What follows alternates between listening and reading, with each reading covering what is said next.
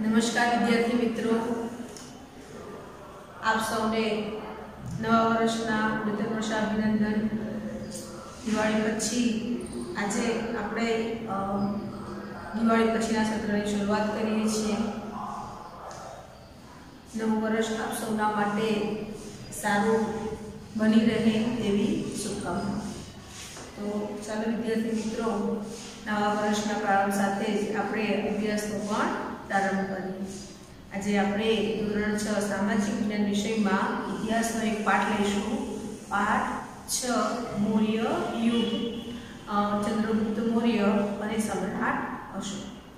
तो विद्यार्थी मित्रों, आ पाठ में आपणे मौर्य युगना बे महान राजाओं विषे अभ्यास करीशुं।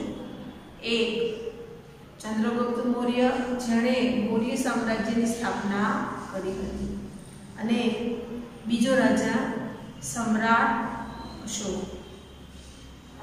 जे भारतना महान राजाओं में स्थान पामेल सम्राट अशोक, जे हृदय परिवर्तन थयुं अने जे राजाए शस्त्रों त्याग कर्यो। राजा क्यारे शस्त्रों त्याग न करे, परंतु सम्राट अशोक एणे शस्त्रों त्याग कर्यो अने आजीवन एणे बौद्ध धर्म पाळ्यो अने बौद्ध धर्मनो प्रचार अने प्रसार कर्यो। तो आवा महान राजाओं विषे आजे आपणे आ पाठमां अभ्यास करीशुं। आपणे आजे आ लेक्चरमां चंद्रगुप्त मौर्य विषे जाणीशुं। विद्यार्थी मित्रों, तमे पण चंद्रगुप्त मौर्यનું ક્યાંક નામ સાંભળ્યું હશે, તો આપણે થોડીક માહિતી મેળવીએ કે ચંદ્રગુપ્ત મૌર્ય एक गुलाम हतो। आपणे अगाउना पाठमां पण अभ्यास कर्यो नंदवंश विषे के नंदवंशनो अंतिम राजा धननंद हतो अने तेने हरावीने चंद्रगुप्त मौर्यए मगध पर मौर्य वंशनी स्थापना करी हती। तो आ धननंद राजा नंदवंशनो एना राज्यमां आ चंद्रगुप्त एक गुलाम हतो, परंतु एनामां रहेली जे शक्तिओ हती, जे ताकत हती, एने मात्र चाणक्य, जे तक्षशिलाना विद्वान आचार्य हता, ते जोई गया।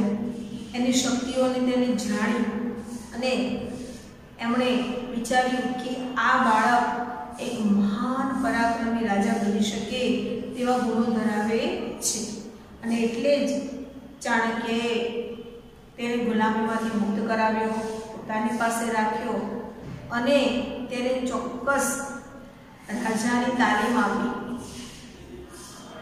चाणक्य ए अर्थशास्त्र विषयमां निपुण हता, एटले चंद्रगुप्तने राजा अने राज्य वहीवटनी तमाम प्रकारे तालीम आपी, जेथी चंद्रगुप्तनु योग्य घडतर थयुं अने ते राजा बनवा माटे सक्षम थयो। चंद्रगुप्त मौर्य ए राजा बन्यो मगधनो अने तेणे पोताना वंशनुं नाम मौर्य राख्युं। तो शा माटे पोताना वंशनुं नाम मौर्य राख्युं? एनुं नाम चंद्रगुप्त हतुं, ए तो गुलाम हतो, परंतु एनी मातानुं नाम मोरा हतुं, એટલે એણે પોતાની માતાના નામ પરથી પોતાના વંશનું નામ મૌર્ય રાખ્યું અને તે મૌર્ય યુગ તરીકે ઓળખાયું। ચંદ્રગુપ્ત મૌર્ય, ત્યારબાદ તેનો પુત્ર બિંદુસાર અને ત્યારબાદ તેનો પુત્ર સમ્રાટ અશોક, જે ઇતિહાસમાં અદ્વિતીય સ્થાન ધરાવે છે। તો ચાલો વિદ્યાર્થી મિત્રો आ महान पराक्रमी चंद्रगुप्त मौर्य राजा विषे आपणे अभ्यास करीए।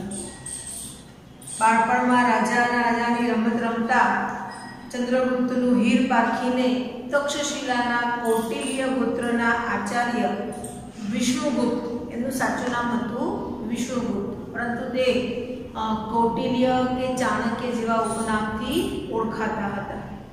तक्षशिला लई जईने शस्त्र अने शास्त्रोनी तालीम आपी। चाणक्यनी तालीमनी मदद अने मार्गदर्शनथी चंद्रगुप्त मौर्यए ईस्वी ઈસવીસન પૂર્વે આપણે પહેલા પાઠમાં ભણી ગયા છીએ ઈસવીસન પૂર્વે ઈસુ ખ્રિસ્ત પહેલાનો સમય. તો ઈસવીસન પૂર્વે 321માં નંદવંશના અંતિમ સમ્રાટ ધનનંદને હરાવીને મગધની ગાદી સંભાળી હતી, એટલે કે મગધનો રાજા બન્યો હતો અને મૌર્ય વંશની સ્થાપના કરી. ચાણક્યની રાજનીતિ અને વહીવટ અંગેની કુશળતાનો સંપૂર્ણ લાભ ચંદ્રગુપ્તને મળ્યો હતો. ચાણક્ય દ્વારા લખાયેલ અર્થશાસ્ત્ર નામના ગ્રંથમાંથી તે સમયની આપણને અલગ અલગ માહિતી મળે છે, જેમ કે રાજકીય, આર્થિક અને સામાજિક જીવનની માહિતી મળે છે.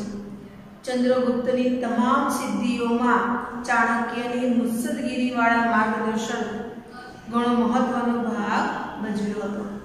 ચંદ્રગુપ્તે જેટલી પણ સિદ્ધિઓ મેળવી હતી, આ બધી સિદ્ધિઓમાં એને માહિતી આપનાર અને માર્ગદર્શન પૂરું પાડનાર જો કોઈ હતા તો એ ચાણક્ય હતા, કે એમના પરામર્શથી જ, એમની મુત્સદગીરીથી જ ચંદ્રગુપ્ત આટલો આગળ આવ્યો હતો. ગ્રીક દેશનો રાજા સેલ્યુકસ નિકોતરને ચંદ્રગુપ્તે હરાવીને 4 પ્રદેશો કાબુલ, કંદહાર, હેરાત અને બલુચિસ્તાન જીત્યા હતા. અને ચંદ્રગુપ્તની આ બહાદુરીથી તે પ્રભાવિત થઈ ગયા અને પોતાની પુત્રી હેલનાને ચંદ્રગુપ્ત સાથે પરણાવી અને પોતાનો રાજદૂત મેગેસ્થનીસને તેના દરબારમાં મોકલ્યો. રાજદૂત એટલે એલચી. રાજદૂત એટલે એક રાજ્યનો પ્રતિનિધિ બીજા રાજ્યમાં મોકલવામાં આવે એને કહેવાય એલચી અથવા તો રાજદૂત. પાટલીપુત્રમાં રોકાણ દરમિયાન મેગેસ્થનીસે લખેલ પુસ્તક ઇન્ડિકામાંથી મગધ સામ્રાજ્યના પાટનગર અને એના વહીવટની આપણને અગત્યની માહિતી અને આધારભૂત જાણકારી મળે છે. હવે જોઈએ ચંદ્રગુપ્તનો રાજ્ય વિસ્તાર. ચંદ્રગુપ્તનો રાજ્ય વિસ્તાર તો ઘણો વિશાળ હતો. ચંદ્રગુપ્તે પોતાની વીરતા અને ચાણક્યની રાજનૈતિક કુશળતાથી પોતાની સત્તાનો પ્રચાર અને પ્રસાર ભારતના અન્ય પ્રદેશોમાં કરી સમગ્ર ભારત ઉપર પોતાની સત્તા જમાવી હતી. જોઈએ આપણે કે ઉત્તરમાં અફઘાનિસ્તાન, પેશાવર અને કંદહાર સુધી મૌર્ય સામ્રાજ્ય ચંદ્રગુપ્તની સત્તા જોવા મળે છે. પૂર્વમાં બંગાળ સુધી, પશ્ચિમની વાત કરીએ તો આપણા ગુજરાતના સૌરાષ્ટ્ર સુધી તમે નામ સાંભળ્યું હશે સુદર્શન તળાવ. તો આ સુદર્શન તળાવ એ મૌર્ય સામ્રાજ્યના અધિકારી દ્વારા એ બનાવવામાં આવ્યું હતું. પુષ્પગુપ્ત દ્વારા એ બનાવ્યું હતું. તો સૌરાષ્ટ્ર, પશ્ચિમમાં સૌરાષ્ટ્ર સુધી, દક્ષિણમાં કર્ણાટક, કોંકણ અને મહારાષ્ટ્ર સુધી ચંદ્રગુપ્તની સત્તા હતી. એટલે આટલો વિશાળ સામ્રાજ્યનો તે રાજા હતો. જોઈએ એક વખત ઉત્તરમાં અફઘાનિસ્તાન, પેશાવર, કંદહારથી લઈને પૂર્વમાં બંગાળ સુધી. પશ્ચિમ ભારત પર પણ એની સત્તા હતી. સૌરાષ્ટ્રમાં પણ તેનું શાસન હતું તથા પુષ્યગુપ્ત નામના વૈશ્ય અમાત્યને ત્યાંના રાષ્ટ્રીય એટલે કે રાજ્યપાલ તરીકે નિમ્યા હતા અને તેમણે જૂનાગઢના ગિરનાર પર્વતમાં નીકળતી નદીઓ પર બંધ બાંધીને સુદર્શન નામનું તળાવ બંધાવ્યું હતું. દક્ષિણ ભારતમાં કોંકણ, કર્ણાટક, મહારાષ્ટ્ર વગેરે પ્રદેશો પણ મગધ સામ્રાજ્યનો જ એક ભાગ હતો. વાયવ્યમાં છેક પશ્ચિમ ગાંધાર એટલે અફઘાનિસ્તાન સુધી તેની સત્તા વર્તાતી હતી. આપણે આગળના પાઠમાં જોયું હતું ને કે મગધ સામ્રાજ્યનો પૂર્વ, પશ્ચિમ, ઉત્તર, દક્ષિણ કેટલું વિશાળ સામ્રાજ્ય હતું. તો આ વિશાળ સામ્રાજ્યનો ફેલાવો એ ચંદ્રગુપ્તે કર્યો હતો. આમ સમગ્ર ભારત ઉપર મૌર્ય સામ્રાજ્યની સાર્વભૌમ સત્તા પ્રવર્તતી હતી. જો વિદ્યાર્થી મિત્રો આપણને મૌર્ય સામ્રાજ્યના કેટલાક મુખ્ય નગરો અને કયા કયા સ્થળેથી આપણને અભિલેખો મળ્યા છે તે આપણને અહીંયા આપેલું છે। જો અહીંયા આપણને આપેલું છે એના મુખ્ય નગરોમાં તક્ષશિલા છે અને પાટલીપુત્ર છે અને જે જગ્યાએથી અભિલેખો મળ્યા છે જે આપણને માહિતી આપે છે મૌર્ય યુગની। અભિલેખ વિશે તો તમે જાણો છો કે ધાતુ કે પથ્થર ઉપર કોતરેલા લેખો એટલે અભિલેખો, જેમાં કંધાર, લંપક, માનસેરા, શાહબાજ ગઢી, ટોપરા, દિલ્હી, કલસી, મેરઠ, લુંબિની, રામપુરવા, કૌશાંબી, લોરિયા, सारनाथ, रूपनाथ, गज्जर, गिरनार, पनगुररिया, सांची, कलेन, जौगढ़, सोपारा, सन्नाती, मस्की, एरावुदी अने ब्रह्मगिरी, जेमां सारनाथनो सिंह स्तंभ ए आपणा भारतनी राष्ट्रीय मुद्रा छे।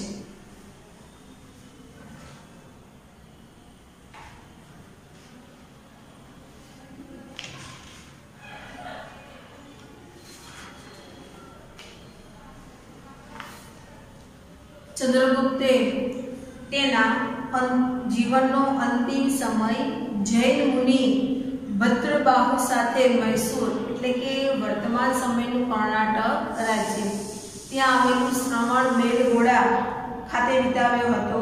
ઈસવીસન પૂર્વે 297 માં ચંદ્રગુપ્તનું મૃત્યુ થયું હતું। ચંદ્રગુપ્તે 24 વર્ષ રાજ્ય કર્યું અને છેલ્લા વર્ષોમાં તેણે જૈન ધર્મ સ્વીકાર્યો હતો। આવી માહિતી આપણને જૈન પુરાણોમાંથી મળે છે। ભારતમાં મૌર્ય વંશની સ્થાપના પહેલાનો ઇતિહાસ એટલે કે મૌર્ય વંશની સ્થાપના થઈ તે પહેલાનો ઇતિહાસ આદ્ય ઇતિહાસ તરીકે ઓળખાય છે। મૌર્ય વંશની સ્થાપનાની ચોક્કસ અને આધારભૂત માહિતી આપણને ઘણા બધા પુસ્તકોમાંથી મળે છે। चंद्रगुप्त मौर्य द्वारा विष्णुगुप्त એટલે કે ચાણક્યની મદદથી સ્થાપવામાં આવેલું મૌર્ય સામ્રાજ્ય ભારતનું પ્રથમ ઐતિહાસિક સામ્રાજ્ય કહેવાય છે। હવે જોઈએ કયા કયા પુસ્તકોમાંથી આપણને આ મૌર્ય વંશની માહિતી મળે છે। ચંદ્રગુપ્તની મદદ કરનાર ચાણક્ય તેમના દ્વારા લખાયેલું પુસ્તક અર્થશાસ્ત્ર એમાંથી આપણને માહિતી મળે છે। हेलेनाનો ભાઈ મેગેસ્થનીસ એના દ્વારા લખાયેલું પુસ્તક ઇન્ડિકા એમાંથી મૌર્ય યુગની માહિતી મળે છે। બૌદ્ધ ગ્રંથો શ્રીલંકા એટલે કે શ્રીલંકામાં લખાયેલા દીપવંશ અને મહાવંશ આ પુસ્તકોમાંથી આપણને મૌર્ય યુગની માહિતી મળે છે। અને વિશાખાદત્ત લેખકે લખેલું મુદ્રા રાક્ષસ नामना नाटकमांथी आपणे आ मौर्य युग विशेनी माहिती मळे छे। आ उपरांत मौर्य सम्राटोए कोतरावेला शिलालेख एटले पत्थर कोतरीने लखायेला लेखो। तो आवा शिलालेखो आपणे मळ्या छे जे मौर्य युगनी माहिती आपे छे। स्तंभ लेखो, गुफा लेखो, स्तूपो अने विहारो आ वगैरेमांथी पण आपणे आ ऐतिहासिक माहितीओ प्राप्त थाय छे। हवे अहींया आपणे एक प्रश्न आपेलो छे के जो वर्तमान समयमां तमारे आवी कोई माहिती जोईती होय तो तमने आ माहिती क्यांथी मळशे? तो विद्यार्थी मित्रों आवी माहिती लेवा माटे तमे शेनो उपयोग करो छो? तो आपणे तो टेक्नोलॉजीमां जीवीए छीए, तमे सीधा ज गूगलनो उपयोग करो छो। कोई पण वस्तुनी माहिती जोईती होय तो आपणे गूगलमां सर्च करीए छीए અને ગૂગલ દ્વારા આપણને આ માહિતી મળે છે। પરંતુ શું તમે વિચારે છે કે ગૂગલ પાસે આ માહિતી ક્યાંથી આવી? તો વિદ્યાર્થી મિત્રો ગૂગલ પાસે આ માહિતી આપણા લખાયેલા પુસ્તકોમાંથી મળે છે। જેટલા પણ આધાર સ્ત્રોતો છે, જેટલા પણ અવશેષો છે એમાંથી ઇતિહાસકારો જે પુસ્તકો લખે છે એના દ્વારા આ ગૂગલ આપણને માહિતી પૂરી પાડે છે। હવે જોઈએ ગ્રાન્ડ ટ્રંક રોડ GTR। તમે સાંભળ્યું હશે ગ્રાન્ડ ટ્રંક રોડ વિશે। તો આ રોડ એ મૌર્ય યુગમાં બન્યો હતો। એશિયા ખંડનો સૌથી જૂનો, લાંબો અને મુખ્ય રોડ એ ગ્રાન્ડ ટ્રંક રોડ છે। આ રોડનું નિર્માણ સૌથી પહેલા ચંદ્રગુપ્ત મૌર્યના સમયમાં થયું હતું। તે તામ્રલિપ્તિ થઈને તક્ષશિલા અને તક્ષશિલાથી મધ્ય એશિયાને જોડતો માર્ગ બનાવવામાં આવ્યો હતો। તે સમયે ગંગા નદી એના મેદાનથી લઈને ગાંધાર એટલે કે અફઘાનિસ્તાન સુધીનો આ રોડ વિસ્તરેલો હતો। શેરશાહ સૂરીએ પોતાના સમયમાં આ જ રોડનું પુનઃનિર્માણ કરાવ્યું હતું। અંગ્રેજ શાસન વખતે ડેલહાઉસીએ કોલકાતાથી પેશાવર સુધી આ રોડનું પુનઃનિર્માણ એટલે કે ફરીથી બનાવડાવ્યો હતો અને વર્તમાન સમયમાં આ જ રોડ ગ્રાન્ડ ટ્રંક રોડ એ દિલ્હીથી કોલકાતા સુધીનો છે। તો વિદ્યાર્થી મિત્રો, અહીંયા આપણે ચંદ્રગુપ્ત વિશે અભ્યાસ કર્યો। પછીના લેક્ચરમાં આપણે બિંદુસાર વિશે અભ્યાસ કરીશું અને મૌર્ય સામ્રાજ્યના વહીવટી તંત્રની પણ ચર્ચા કરીશું। આજે પહેલો લેક્ચર છે એટલે તમને હોમવર્કમાં કંઈ મળતું નથી। પછીના લેક્ચરમાં આપણે તમને હોમવર્ક આપીશું। તો વિદ્યાર્થી મિત્રો, ખૂબ જ લગનથી ધગશથી અભ્યાસ કરજો। અસ્તુ।